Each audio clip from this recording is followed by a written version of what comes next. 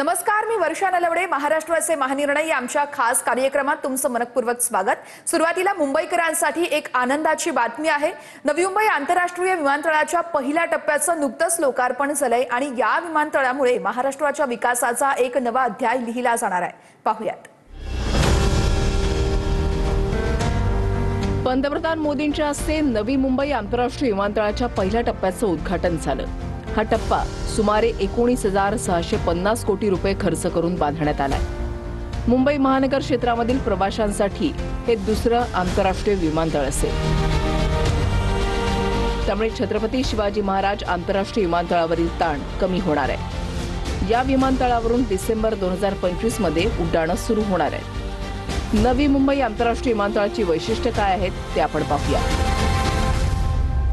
वर्षाला 9 कोटी लोक प्रवास करू शकणार आहेत. अतिशय भव्य आणि देखणा परिसर, अत्याधुनिक एअर ट्रॅफिक कंट्रोल टॉवर, आधुनिक प्रवासी टर्मिनल्स, अत्याधुनिक लँडिंग सिस्टीम, 3700 मीटर लांबीच्या धावपट्ट्या, एकूण 88 check in counters, 22 self check in counter, 13 remote commercial, 7 cargo stand.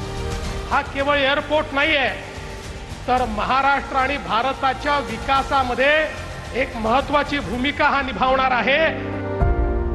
2036 मध्ये या विमानतळाचं टर्मिनल 4 कार्यान्वित होणार आहे.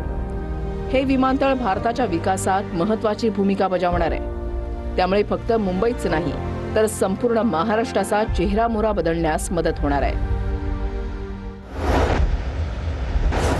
पंतप्रधान नरेंद्र मोदींनी मुंबई मेट्रो लाईन 3च्या अखेरच्या टप्प्याचं उद्घाटन केलंय. या मेट्रो लाईनची एकूण लांबी ही 33.5 किलोमीटर आहे, ज्यामध्ये कफ परेड ते आरे कॉलनी दरम्यान 27 स्थानकं आहेत. या मेट्रो मार्गामुळे आरे, जोगेश्वरी, विक्रोळी लिंक रोड ते कफ परेड हे अंतर काही मिनिटांमध्येच पूर्ण होणार आहे. प्रत्येक स्थानकामध्ये अपंगांसाठी रॅम्प, लिफ्ट यासोबतच आधुनिक सुरक्षा व्यवस्था देखील आहे. यामुळे मुंबईकरांसाठी जलद आणि सुरक्षित प्रवासाचा नवा पर्याय उपलब्ध झालाय. मेट्रो लाईन 3ची वैशिष्ट्य: एकूण स्थानकं 27, त्यापैकी 26 भूमिगत. एकूण लांबी 33.5 किलोमीटर. वेळ संपूर्ण प्रवास 1 तासाच्या आत पूर्ण. पहिली ट्रेन सकाळी 5:55 भाडं 10 ते 70 रुपये. ये अंडरग्राउंड मेट्रो विकसित होते भारत का जीवंत प्रतीक है. अतिवृष्टीमुळे राज्यातील 29 जिल्ह्यांमध्ये नुकसान झालेलं आहे. नुकसानग्रस्त भागातील बळीराजाला पुन्हा उभं करण्यासाठी 31,628 कोटींच्या मदतीचं पॅकेज मुख्यमंत्री देवेंद्र फडणवीस यांनी जाहीर केलंय. कोरडवाहू शेतकऱ्याला प्रति हेक्टरी 18,500 रुपयांची मदत दिली जाणार. हंगामी बागायती शेतकऱ्याला प्रति हेक्टरी 27,000ची मदत दिली जाईल.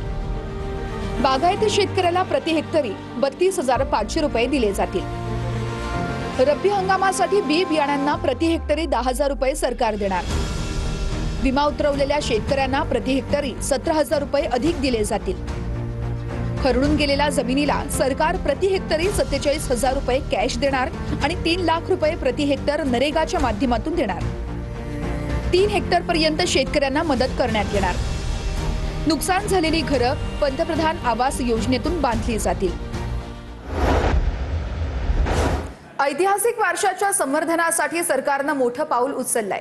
ऐतिहासिक आणि पर्यटनदृष्ट्या महत्त्वाच्या स्थळांच्या सुशोभीकरणाच्या कामांसाठी 358.89 कोटी निधी मंजूर करण्यात आलाय. यातील ताराराणी समाधी सुशोभीकरणासाठी 133 कोटी रुपये, अजिंक्यतारा किल्ला सुशोभीकरणासाठी 135 कोटी रुपये, तर मालवणमधील छत्रपती शिवाजी महाराज पुतळा परिसरामध्ये सुशोभीकरणासाठी 90.89 कोटी रुपये मंजूर करण्यात आले. अजित पवार यांच्या अध्यक्षतेखाली पार पडलेल्या बैठकीत हा निर्णय घेण्यात आलाय. आता पाहूयात आणखी एक महत्त्वाची बातमी.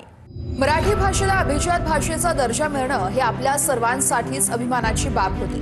मराठी हा राजकारणाचा नव्हे तर सन्मानाचा विषय आहे, असं मत उपमुख्यमंत्री एकनाथ शिंदेंनी व्यक्त केलंय. ठाण्याच्या गडकरी रंगायतनमध्ये अभिजात मराठी भाषा गौरव सोहळ्याचं आयोजन करण्यात आलं होतं. यावेळेस ते बोलत होते. महाराष्ट्राचे महानिर्णय या विशेष कार्यक्रमात आता वेळ झालेली आहे इथेच थांबण्याची. पाहत रहा TV9 मराठी.